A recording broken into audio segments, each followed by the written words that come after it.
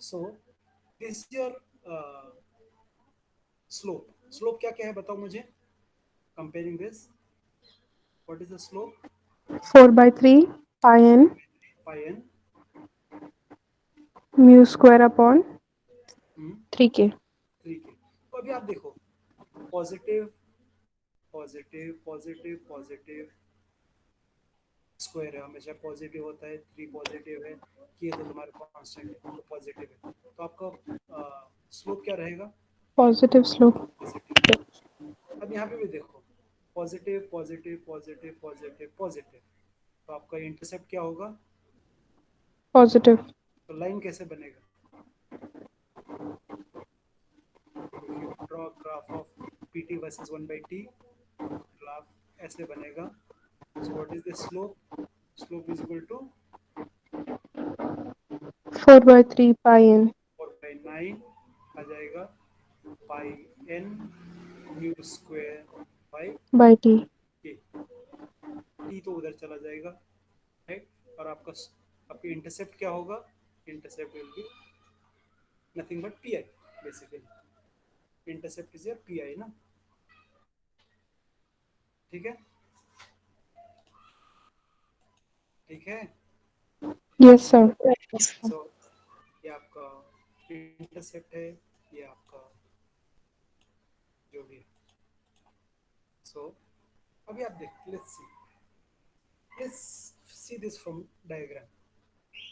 You have plotted a graph of pt versus 1/t.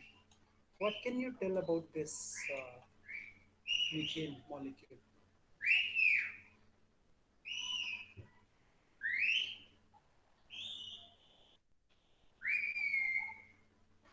So it remains constant. तो उसका मतलब क्या है?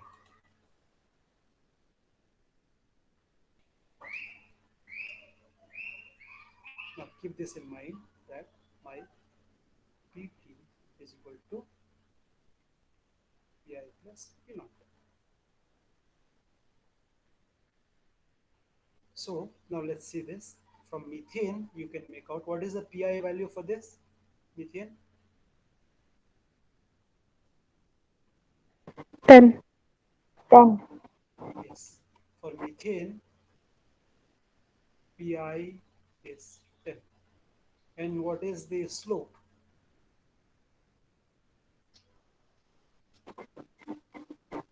Slope is constant.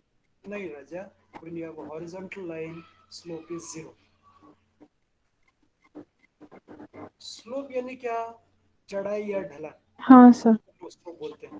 तो अगर आप एक रूम में हो, आपका ये फ्लोर है, सो व्हाट इज द स्लोप? 0. 0. 0। तो अगर स्लोप 0 है, इसका मतलब now slope is this number, slope is this number. इसमें बाकी सब तो 0 नहीं होता है। स्लोप 0 यानी क्या 0 होगा? Dipole. डाइपोल मोमेंट 0 है, देखो। So this graph tells you that methane is a non-polar molecule with a polarizability or with an induced dipole of 10।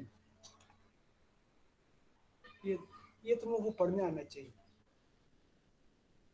Alright, what can you Yes, sir.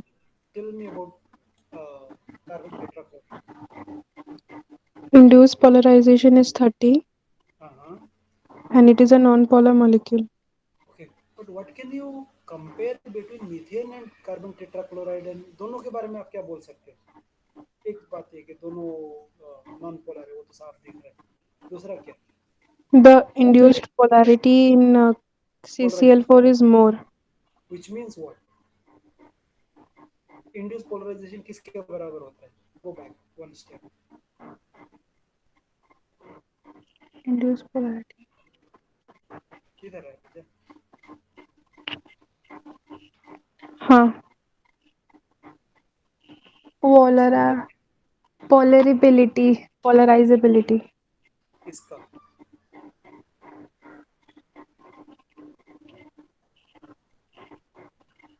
Sir CCl4 का.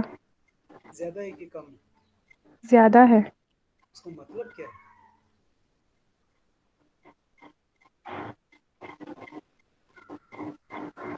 polarizability is the ability of a molecule to get polarized. polarizability का मतलब आप लोग समझो. हाँ. Polarisability का मतलब क्या है? जब आप एक इलेक्ट्रिक फील्ड डालेंगे उस समय वो कितना पोलराइज होता है. इसका मतलब ये है कि मीथेन और CCl4 अगर दोनों को आप एक सेम इलेक्ट्रिक फील्ड में डालेंगे तो कौन ज़्यादा पोलराइज होगा? CCl4.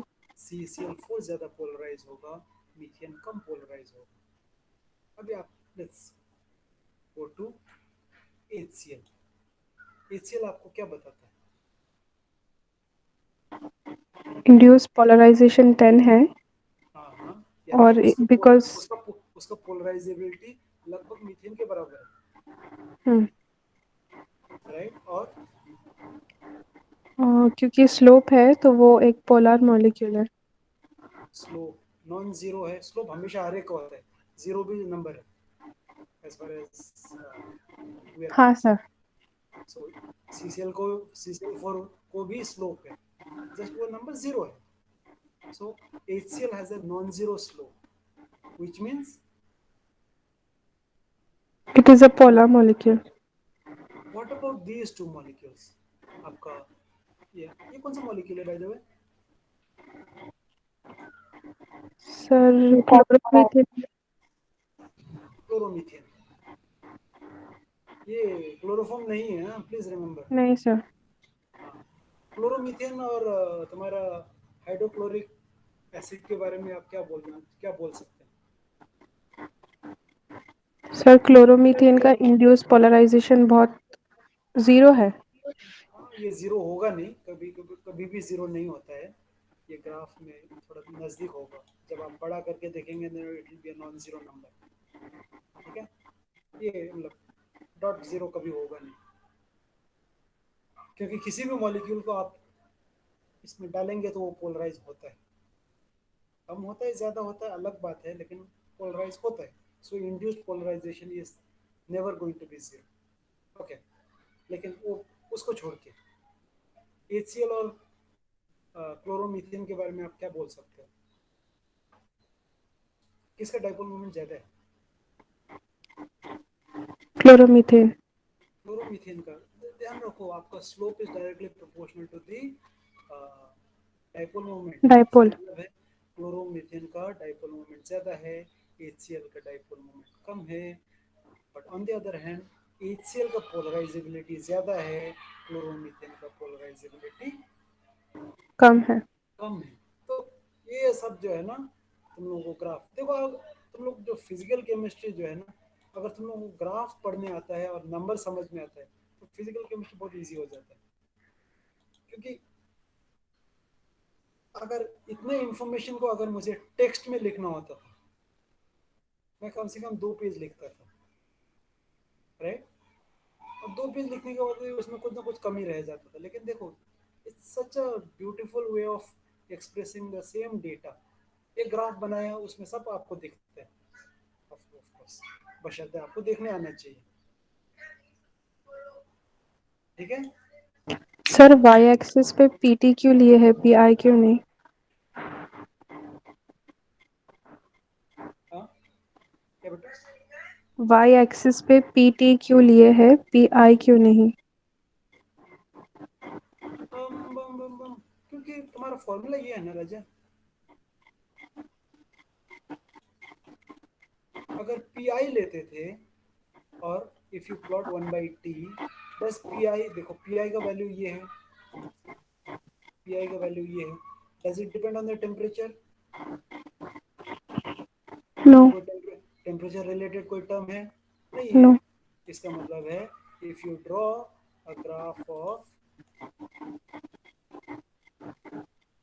अगर यहाँ पे तुम्हारा पी आई होता था और ये तुम्हारा 1/t होता था, हर एक लाइन ऐसा होता था.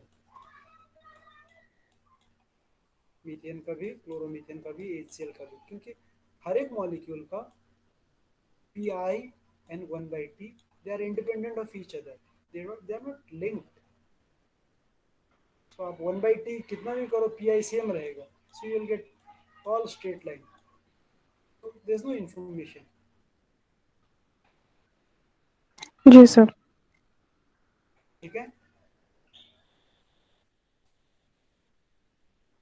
ओके, नाउ हम लोग डाइपोल मोमेंट कैसे निकालते हैं? डाइपोल मोमेंट निकालने के लिए हम लोगों को सीधी सी बात है कि इस ग्राफ का हम लोगों को क्या निकालना पड़ेगा? स्लोप। स्लोप। अगर एक बार स्लोप मालूम हो गया, I can put this value and you should be able to find out the slope. Now let's just calculate. हम लोग करते हैं.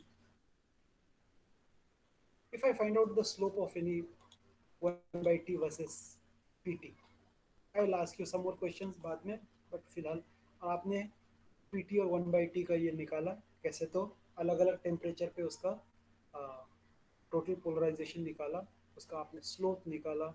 So what is the value of slope now? Slope is equal to 4 by 3 pi n mu square by pk. Correct? So what is mu square is equal to? Solve. It will be 9 slope k 9k slope divided by. 4 pi n. इसको solve करो ना, इसको solve करो.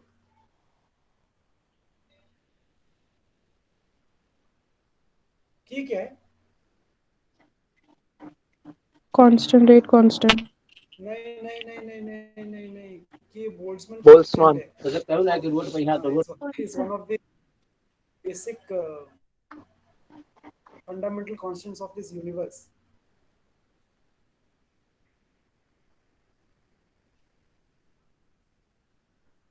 k का value है 1.38 into 10⁻⁻⁶. हम लोग CGS में कर रहे हैं.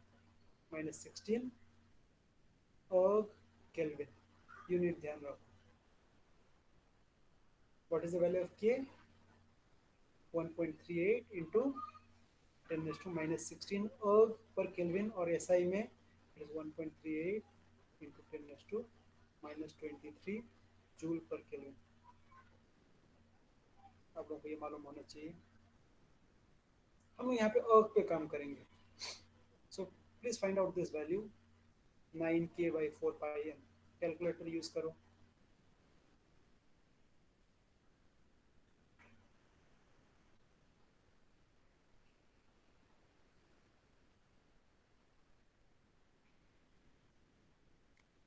So 1.64. Okay, now let's write down. So u square is equal to 64 मान के चल रहा into 10 raised to minus 14.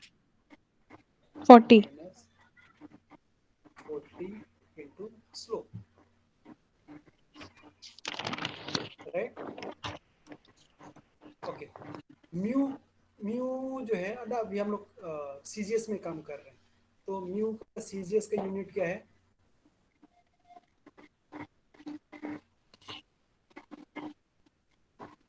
ESU D by.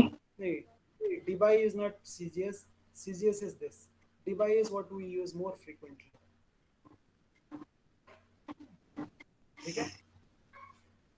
तो म्यू का जो वैल्यू आएगा इसमें क्या आएगा? It will be in terms of centimetre. अब ये स्क्वायर है तो ऐसा आएगा. ये समझ में आई मैंने कैसे किया? So mu square is equal to, आपने ये न्यूमेरिकल सॉल्व करके मुझे बताया कि it is 1.64 into 10⁻⁻40 into slope. ये आया ना? ठीक है, यहाँ तक ठीक है. जी सर. लेकिन देखो, डाइपोल मोमेंट का यूनिट क्या है सीजीएस में? क्योंकि मैंने सब सीजीएस में लिया है, इट इज ESU सेंटीमीटर. लेकिन मेरे पास डाइपोल मोमेंट स्क्वायर है, तो यहाँ पे क्या होगा? Under root. ESU centimetre square. ठीक है, यहाँ तक ठीक है. Yes sir. तो अगर मुझे ESU सेंटीमीटर को डिवाइड में करना है, So what is the relation between ESU centimeter and D by? 1 d by is equal to Minus 1 raised to 18 minus 18 ESU centimeter. ES centimeter is equal to 1 D by, right? So what you do is, now I can multiply this by 10 raised to minus 36. Obviously जब मैं किसी चीज को divide करूंगा, multiply करूंगा, तो मुझे divide भी करना पड़ेगा। अब आपको ये समझ में आएगा कि मैंने 36 क्यों किया। 36 क्योंकि स्क्वायर। यहाँ पे is this clear what I did? दोबारा बोलूं? Yes, sir. एक मिनट रुको, तो ये नंबर मुझे बताओ, क्योंकि मैं I am going to, okay,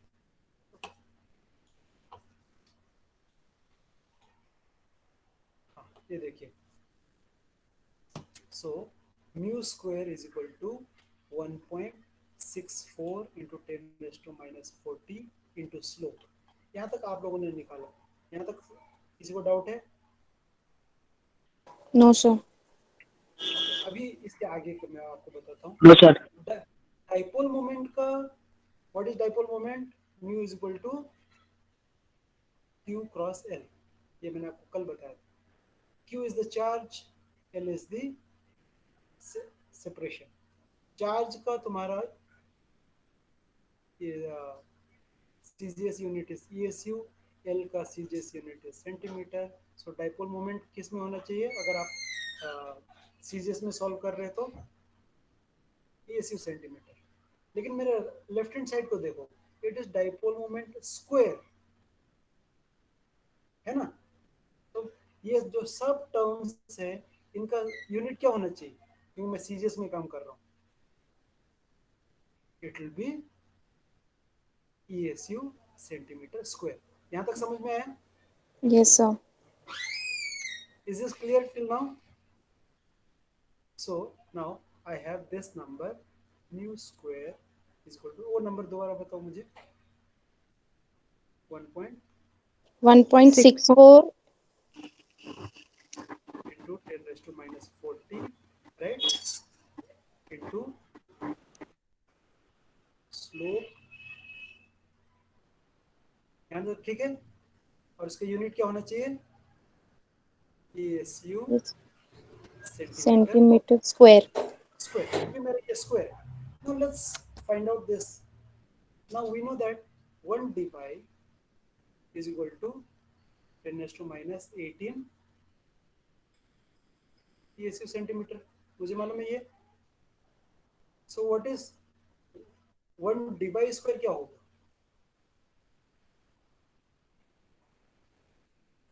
It will be 10 raised to minus 36 36 ESU centimetre square. square.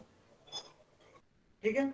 तो इसका मतलब है कि अगर मैं जो डाइपोल मोमेंट है, सीधा अगर मैं चाहूँ कि डिवाई में आए, तो मुझे क्या करना पड़ेगा? इस ESU सेंटीमीटर को मुझे डिवाई में करना पड़ेगा। Now what I will do is I'll multiply this number by 10⁻⁻36, क्योंकि I want to get this number here। अब ये नंबर आ गया, लेकिन ये मैथ से मेरा मर्जी नहीं चलता है ना। 10⁻⁻36 से मल्टीप्लाई किया, यानी वैसा नहीं चलता है। तो मुझे क्या करना पड़ेगा? मुझे डिवाइड भी करना पड़ेगा। Then see I can always cancel these two, तो मुझे पहले का नंबर मिल जाएगा। Is this alright? यहाँ तक समझ में आया? जी जी sir. sir. Okay, now what is this number?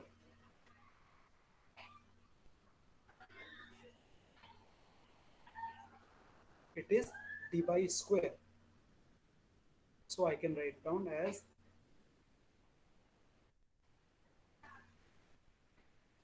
mu square is equal to 1.64 into 10⁻⁻40। अब ये तो रहेगा, ये चला गया, ये कहाँ जाएगा? सो इंटू 10⁻⁻36 इंटू स्लोप अब यूनिट क्या होगा? D by square, D by square, क्योंकि जब मैं स्क्वायर रूट लूंगा तब मुझे डी बाई आएगा. Now please solve this number.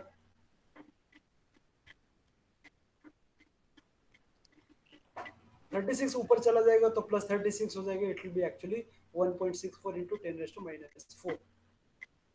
So mu square is equal to 1.64 10 raised to minus 4. Slope, अब यूनिट क्या होगा?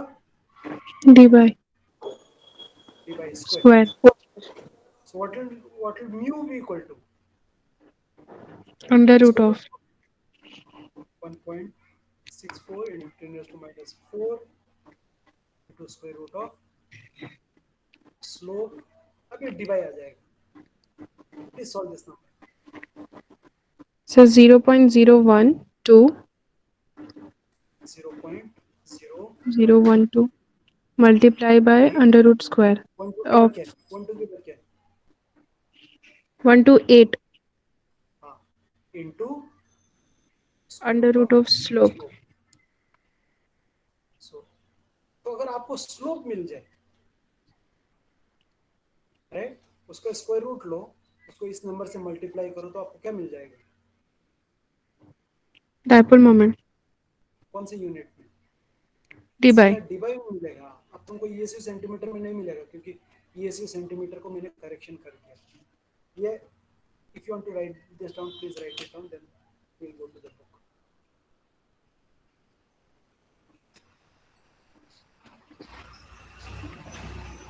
वैसे मत लिखो क्योंकि I will upload this on the. लिखना है क्या तुम लोगों को? लिख लो, लिखना लिख लिए सर. कभी न कभी तो लिखना ही पड़ेगा ना तुम लोग.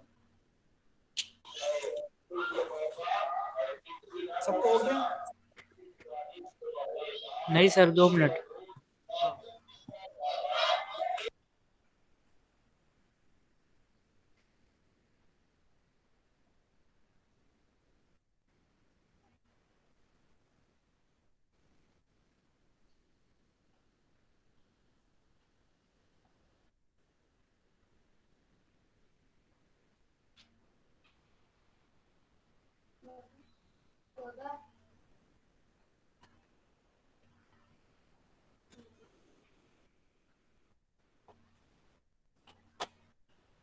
हो गया?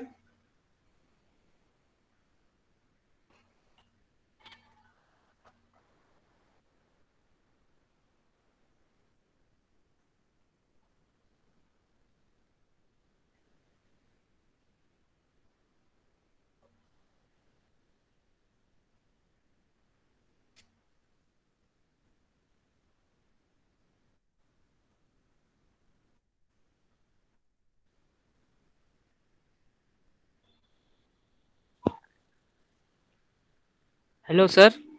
हाँ बोलो. सर मैं मोइन कुरैशी बोल रहा हूँ सर. बोलो बेटा. सर रोल नंबर चाहिए था. जमीर सर से पूछा था, सर ने बोला कि आपसे मिलेगा.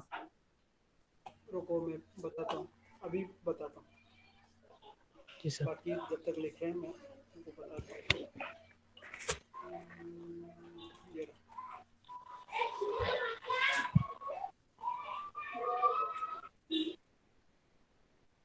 क्या नाम है? मोइन मोइन कुरैशी कुरैशी. सर, मोइन कुरैशी.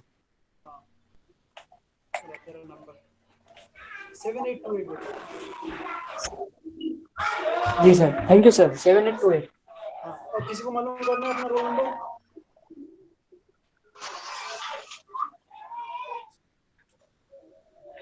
ठीक. हो गया लिख के? जी सर. चलिए. तो अभी हम लोग किताब पे चलते हैं. तो इसका मतलब है अगर किसी मॉलिक्यूल का तुमको डाइपोल मोमेंट निकालना है तो तुमको क्या करना पड़ेगा, बताओ मुझे. सर ग्राफ ऑफ पीटी और यानी ग्राफ टेम्परेचर आप, इनवर्स. हाँ, ग्राफ आप तब बनाएंगे जब तुम्हारे पास डेटा होगा ना. तो तुमको डेटा क्या क्या चाहिए? चलो let's make the data. Data तुमको क्या क्या चाहिए?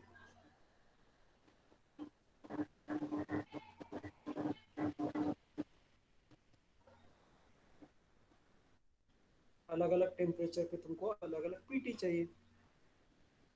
हम्म, अगर आप तुमने अलग अलग टेम्परेचर पे अलग अलग पीटी निकाल दिए, उसके बाद आप क्या करो, उसको 1/t करो, एक कॉलम बनाओ और इसका ग्राफ बना दो। Is okay?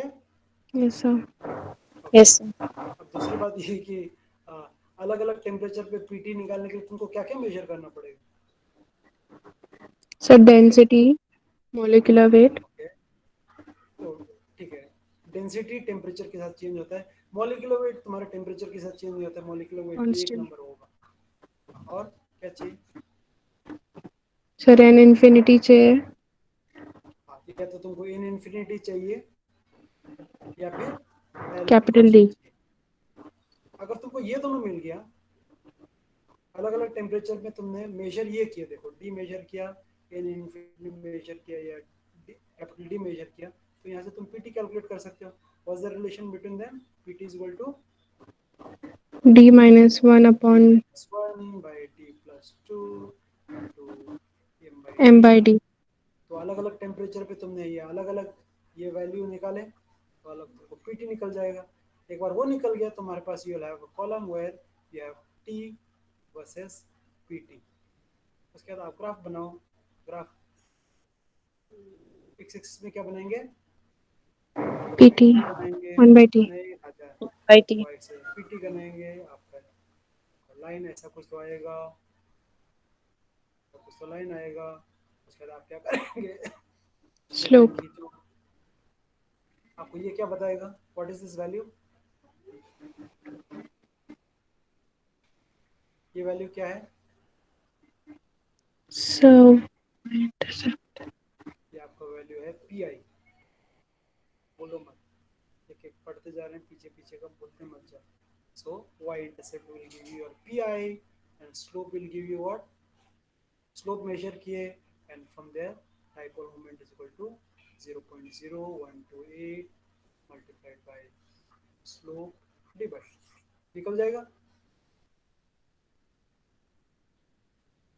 ऑलराइट, हाँ ना? Yes, sir. ओके, अभी हम लोग किताब पे चलते हैं, 2 मिनट में हो जाएगा। ये देखिए, वेपर टेम्परेचर मेथड क्या किया है यहाँ पे? This method is used for dipole moment of, so the total molar polarization is calculated experimentally using the dielectric constant and the vapor density at different temperatures, right? आपने क्या major किया यहाँ से? पहले दो लाइन में आपने क्या क्या क्या एक्सपेरिमेंट किए? अलग अलग टेम्परेचर पे क्या निकाले? कैपिटल डी निकाले और स्मॉल डी निकाले। अलग अलग टेम्परेचर पे आपने क्या क्या निकाला?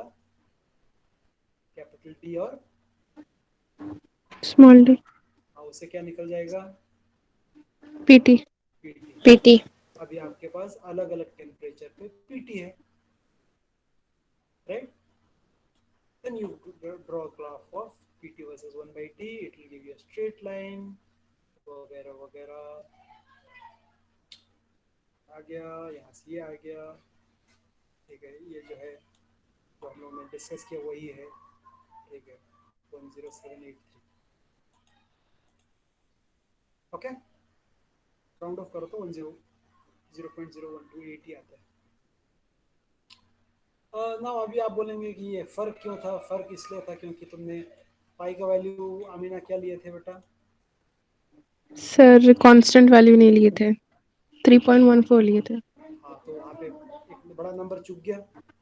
हाँ अवोगाड्रो नंबर जो है 6.022 आपने लिया होगा, लेकिन उसके आगे बहुत सारा नंबर है। Yes sir. की का वैल्यू भी 1.38 लिया होगा, तो उसके आगे बहुत सारे नंबर्स हैं। तो उन सारे नंबर्स की वजह से यहाँ पे थोड़ा सा आगे पीछे हो गया, लेकिन ठीक है, you can make out that you get a very similar number. Alright, ठीक है। जी sir. Okay, next is dilute solution method.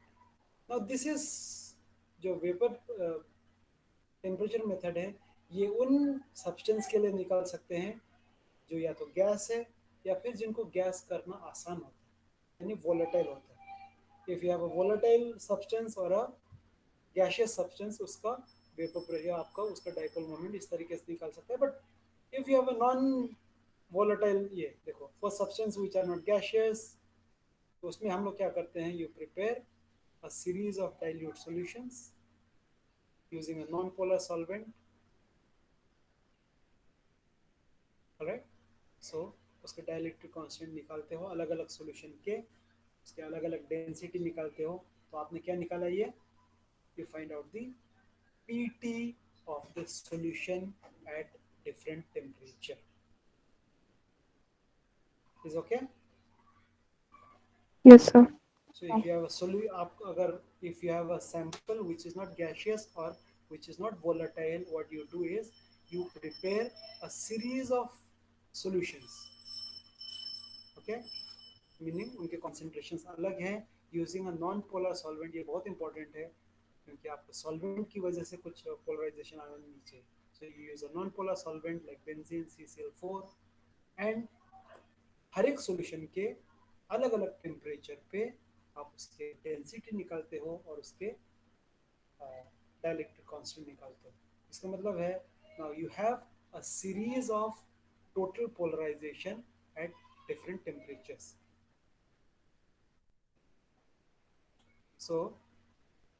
So you can calculate the total polarization of the solution using this. क्योंकि आपने solution बनाया है, so you know its mole fractions, you know its density, you know its dielectric constant. तो हम लोग ने क्या निकाला, molar polarization of the Solution. solution at different temperatures. Okay, and now we know that P12 is equal to N1 P1 by into P2, right? So P2 is equal to P12 minus ये. So knowing the experimental value of P12, अब P12 मालूम है, P1 is the molar polarization of P1 is the molar polarization of 2. P1 नहीं, experiments हमने क्या क्या निकाले, N1 निकाला, N2 निकाला. N1 N2 क्या है, mole fractions of 1 and 2. P1 is the mole fraction of 1. What is 1? Solvent. Solvent. Solvent. ये कैसे निकालेंगे हम लोग, how will we find out P1? यहाँ पे देखो शॉर्ट मार दिया ये लोगों ने. P1 कैसे निकालेंगे, कौन बताएगा मुझे? सर पी सॉल्यूशन का सर वो फॉर्मूला है 3.18 का. नहीं वैसे नहीं निकालेंगे. P1 क्या है राजा? हाँ sir, of solvent solvent. Polarization. तो आप क्या करेंगे, आप सिर्फ सॉल्वेंट लेंगे, उसको वेपराइज करेंगे, और अलग अलग टेम्परेचर पे उसके डेंसिटी और उसके ये निकाल डाइलेक्ट्रिक कांस्टेंट. Dielectric constant. तो दोनों से आपको क्या मिल जाएगा, P1 polarization of the P1. Solvent. Solvent. तो आपने एक्सपेरिमेंट से क्या क्या निकाले, देखो P12 निकाले, N1 निकाले, N2 निकाले और P1 निकाले. और ये सब अगर आपको मालूम है तो हम लोग क्या निकाल सकते हैं, P2. What is P2? Polarization of solute. solute at different temperatures. Now you plot a graph of P2 versus 1 by T. ये ऊपर जैसे हो गया, आपका जो स्लोप है वहां से आप उसका डाइपोल मोमेंट निकाल सकते हैं यूजिंग द सेम फॉर्मूला. ठीक है, इज ओके. जी सर. जी. ओके, अगर आप लोग चाहो तो अब हम लोग ने डाइपोल मोमेंट तो निकाल लिए. Let's just do this and कुछ मेथड्स भी करेंगे. What you do is you have taken the dipole moment of different substance. लेकिन dipole moment से हम लोग क्या क्या स्ट्रक्चर के बारे में क्या बोल सकते हैं, what are the uses? The first is the percentage ionic character. Percentage ionic character is given by, देखो ये ध्यान रखो, it is dipole moment observed divided by theoretical dipole moment. Theoretical dipole moment कैसे निकालते हैं, charge is this multiplied by bond distance. तो आपको numerical में बॉन्ड डिस्टेंस दिया जाएगा, ये नहीं दिया जाएगा, ये आप लोगों को याद रखना पड़ेगा। सो थियोरेटिकल हम लोग कैसे निकालेंगे? 4.18 इंटू 10⁻10 ये क्या नंबर है बाय द वे? चार्ज है sir. Charge of 1 electron, right? Yes sir. So ये Q है, ये आपका L है। न्यूमेरिकल में आपको ये दिया जाएगा, you will be given this value. इसको सेंटीमीटर में करना मत भूलिए, क्योंकि एंगस्ट्रॉम में दिया हो सकता है, पिकोमीटर में दिया हो सकता है, नैनोमीटर में भी दिया हो सकता है। So you calculate the theoretical dipole moment.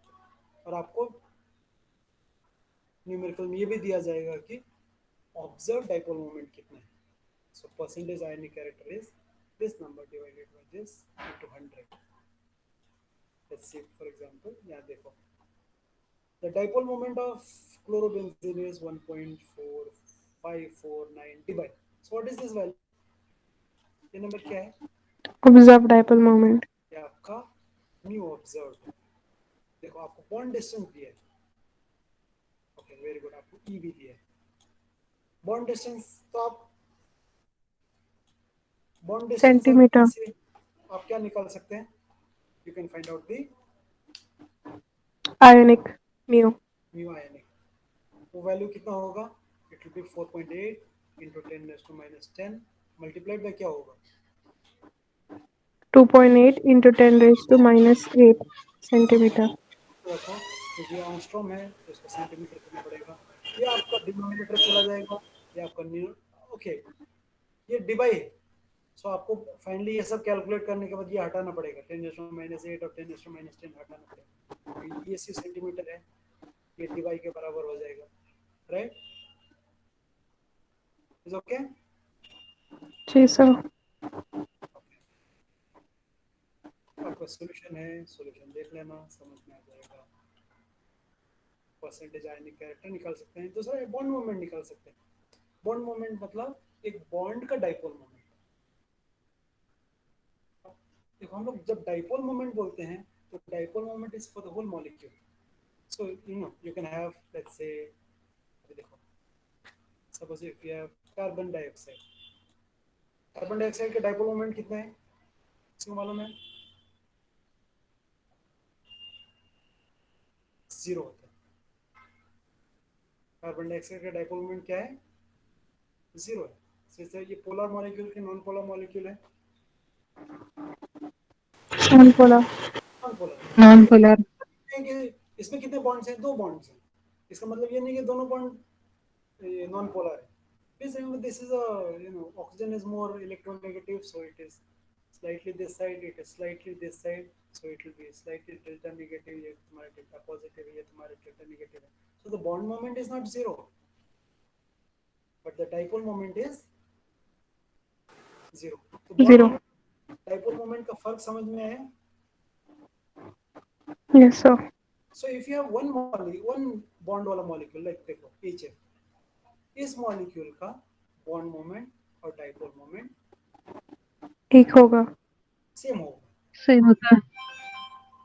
Right? लेकिन अगर आपके पास लेट्स से, अब ये देखो कार्बन ऑक्सीजन बॉन्ड है, उसका बॉन्ड मोमेंट 0.7 है, लेकिन जब 2 कार्बन CO हो जाए उसका डाइपोल मोमेंट 0 हो जाता है। तो dipole moment is for the whole molecule and for every bond it is called bond moment. bond moment. तो हम लोग बॉन्ड मोमेंट से डाइपोल मोमेंट निकाल सकते हैं, डाइपोल मोमेंट से बॉन्ड मोमेंट निकाल सकते हैं। ये आपका वेक्टर एडिशन है, mu is equal to μ1 square plus μ2 square. ये आपको ये फॉर्मूला याद रखना पड़ेगा, 2 times μ1 μ2 cos of theta. Theta is the angle between the 2 bonds. μ1 is the bond moment of 1, μ2 is the bond moment of 2, and mu is the resultant bond. अभी देखिए for example, if you have an ortho position, ortho position में angle कितना होता है? 60। देखो ortho position यानी अगर you have something here and you have something here. Let's say you have Cl here, you have Cl here, and you have Cl here. So this is carbon, carbon. So basically you have one ऐसा एक carbon Cl bond है और दूसरा जो है carbon Cl bond है. इनके बीच में एंगल कितना होता है 60. इफ योर मेटा पोजीशन है तो एंगल इज 120, पैरा है तो 160. तो हम लोग यहाँ से ये निकाल सकते हैं. ठीक है, suppose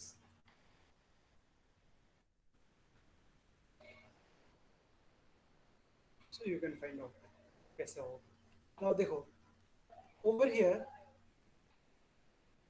suppose if you don't know what is the bond moment of carbon in O2, लेकिन जो भी हो let's call this mu और mu1, लेकिन यहाँ भी तो वही होगा ना.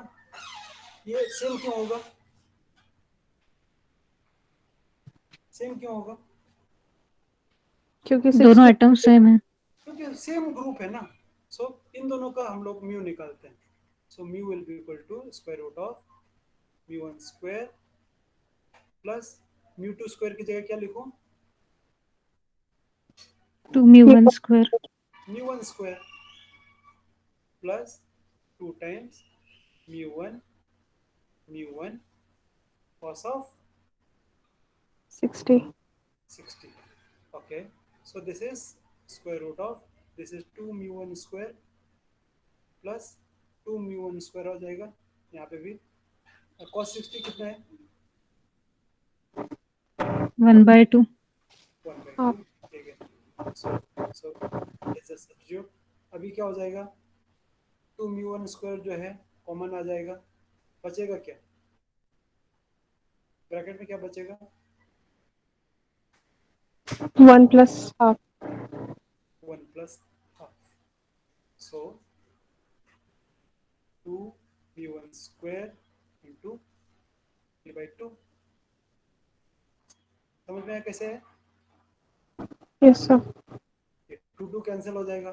सो mu will be equal to Under root 3 3 of mu.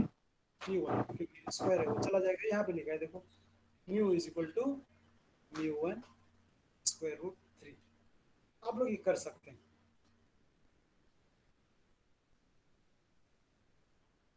Very similar, कर सकते हैं. Yes, sir. तो ऐसे ही कुछ तो करना है.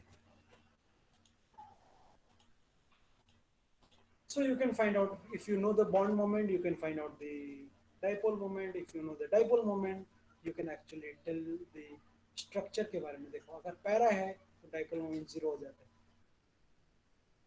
आप करके देखो, जो माइनस जो 2 mu1 mu2 था cos 180 will be -1, so it will become square root of 2 mu1 square minus 2 mu1 square.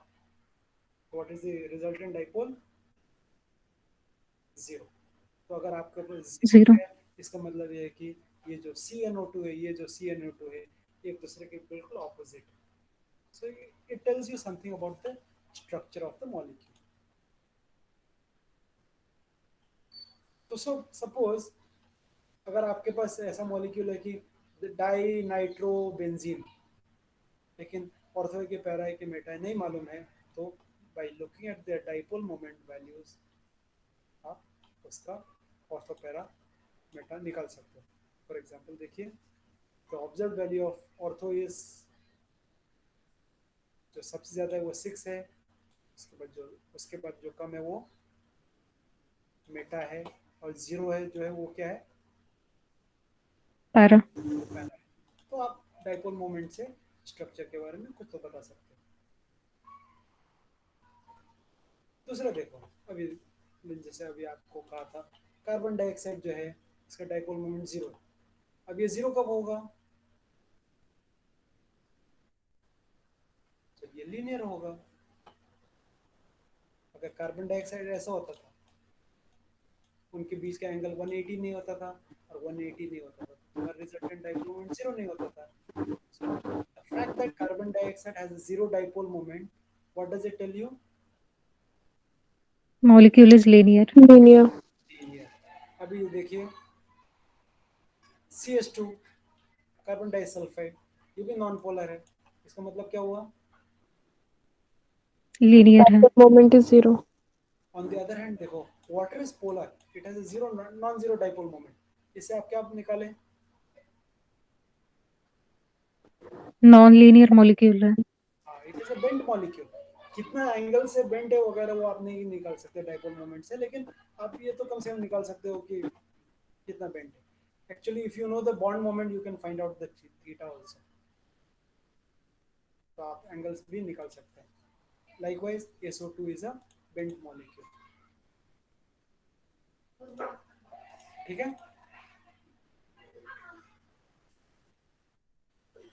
ये देखिए इफ यू लाइक AX3,